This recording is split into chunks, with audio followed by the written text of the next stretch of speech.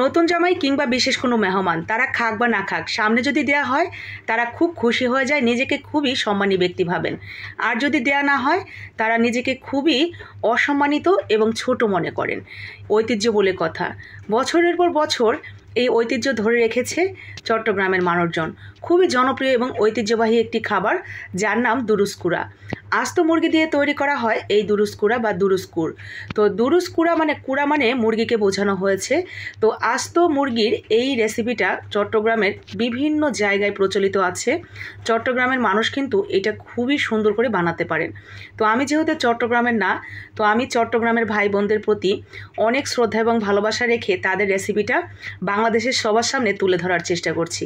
প্রথমেই চট্টগ্রামের যেই সব আপু ভাইয়ারা এই মুহূর্তে আমার ভিডিওটা দেখবেন তাদের কাছে ক্ষমা চেয়ে নিচ্ছি। আপনাদের মাতৃ রান্নাটা আমি শুধুমাত্র ভালোবেসে এবং বাংলাদেশের সবার সামনে তুলে ধরার জন্যই রেসিপিটা ট্রাই করছি। ভুলভ্রান্তি অবশ্যই আছে, কোথায় ভুল হলো সেগুলো অবশ্যই ক্ষমা সুন্দর দৃষ্টিতে দেখে সুন্দর করে আমাকে বুঝিয়ে বলবেন।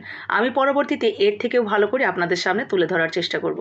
তো দুরুস্কুরা বানানোর জন্য প্রথমেই আমাদের একটা মুরগি প্রয়োজন। তো এই রান্নাটা কিন্তু আগের দিনের মা, চাচি, নানি, দাদিরা দেশি মুরগি দিয়েই বানাতেন। তো দেশি মুরগি যেহেতু এখন খুব একটা পাওয়া যায় না, আর পাওয়া গেলেও একটু দাম। আবার দেখা যায় অনেক অনেক বাসায় দেশি মুরগি রান্না করলে বাচ্চারা পাতেও তুলতে চায় না, কারণ ওই যে দেশি মুরগির গায়ে তেমন একটা মাংস থাকে না। তো আমি আজকে একটা মাঝারি সাইজের ব্রয়লার মুরগি নিয়েছি। তো সেই ফার্মের মুরগিটাকে খুব ভালো করে ভেতরের যে ময়লা টলা কলিজা টলেজা থাকে এগুলো খুব ভালো করে ভেতর থেকে ময়লাগুলো বের করে নিতে হবে। আর খুবই ভালো করে পানি দিয়ে ধুয়ে নিতে হবে যাতে একটুও ভেতরে ময়লা না থাকে।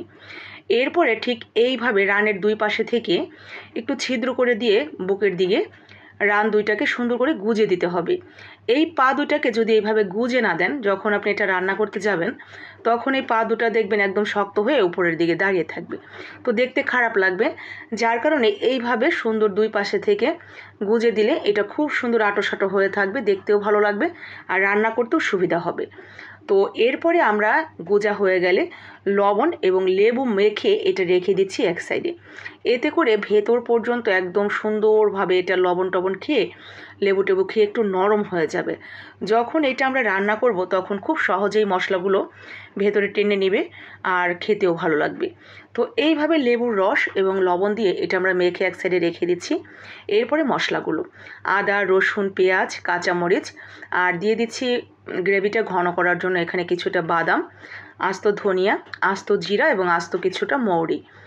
এরপরে অল্প একটু পানি দিয়ে এটা আমরা ব্লেন্ড করে নিচ্ছি। সমস্ত মশলাপাতি কিন্তু আগের দিনের মা বোনেরা পাটায় বেটে বেটেই তারপর রান্না করতেন। তো এখন যেহেতু খুবই সহজে করা যায়, বাটাবাটিতে আর গেলাম না, আমি সুন্দর করে পেস্ট করে নিয়েছি। এখানে আপনারা কিছুটা নারকেল কোড়া দিতে পারেন। তো আজকে আমার কাছে নারকেল কোড়াটা নাই, শুধুমাত্র নারকেল কোড়াটা মিসিং এখানে। তো এরপরে এখানে আমরা স্বাদ মতো লবণ এবং দিয়ে দিয়েছি সামান্য একটু হলুদ।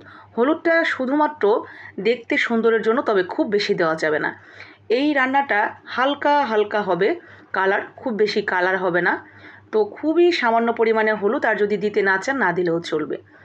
হলুদ এবং রান্নার তেল দিয়ে ভালো করে মশলাটা আমরা মেখে নিয়ে এরপরে মুরগিটা যে রেখেছিলাম সেটা আবার পুনরায় ধুয়ে নেবেন।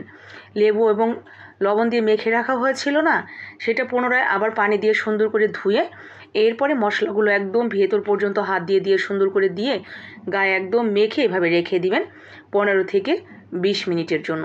15-20 মিনিট অবশ্যই রেস্টে রেখে দেওয়ার পর আমরা এটা চলে যাব রান্নার প্রস্তুতিতে। রান্নার জন্য আমি এখানে গরম পানিতে দিয়ে দিয়েছি তেজপাতা এবং গরম মশলা। পানিটা যখন গরম হয়ে উঠেছে তখন আমরা দিয়ে দিব সেই মুরগিটা, সমস্ত মশলা টশলা সহ আমরা সেই পানির মধ্যে দিয়ে দিব এবং এইভাবে আস্তে আস্তে ঢেকে এটা দমে রান্না করব।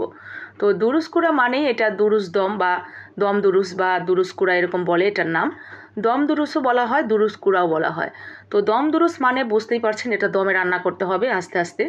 তো আস্তে আস্তে ঢেকে ঢেকে এটা আমরা সিদ্ধ করে নেব এবং যে পরিমাণ পানি দিয়েছি এই পানিটা খুব সুন্দরভাবে শুকিয়ে যখন গ্রেভিটা ঘন হয়ে আসবে তখন আমরা এটা আবার সেকেন্ড স্টেপে চলে যাব।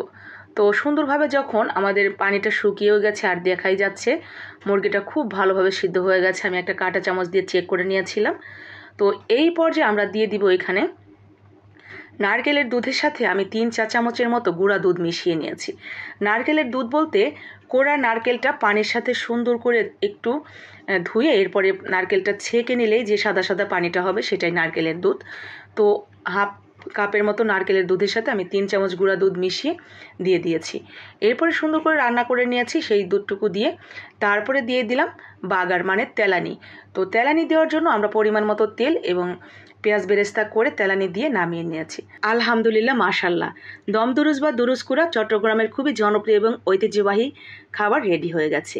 নতুন জামাই কেন, নতুন বউদেরকেও ঠিক এইভাবে সম্মান দেওয়া উচিত, এই দম দুরুস বা দুরুস কুড়া বানিয়ে।